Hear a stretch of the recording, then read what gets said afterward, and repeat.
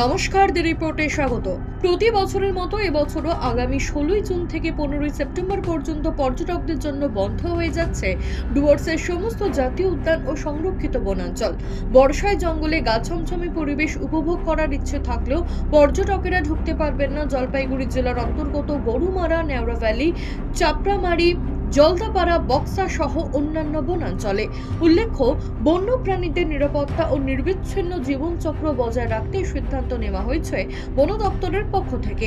এই সময় যারা ডুয়ার্স যাবেন ভাবছেন তাদের জন্য জানিয়ে রাখি, 16 জুন থেকে 15 সেপ্টেম্বর পর্যন্ত জঙ্গলের গভীরে গিয়ে গন্ডার, হাতি, বাইসন বা ময়ূর দেখার সুযোগ আপাতত মিলবে না, কারণ জঙ্গল বন্ধ থাকার পাশাপাশি বন্ধ থাকবে জিপ সাফারি, হাতির পিঠে চড়া বা বন বাংলোয় রাত্রি যাপন সমস্ত অ্যাক্টিভিটি। তবে জলপাইগুড়ি বন বিভাগের তরফে জঙ্গলের বাইরে থাকা ওয়াচ টাওয়ার এবং বন বাংলোগুলি খোলা রাখার জন্য রাজ্য বন দপ্তরের কাছে একটি প্রস্তাব পাঠানো হয়েছে।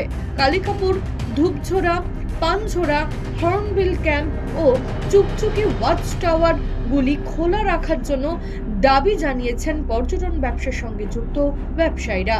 The report, Dooars bureau. জয় হিন্দ।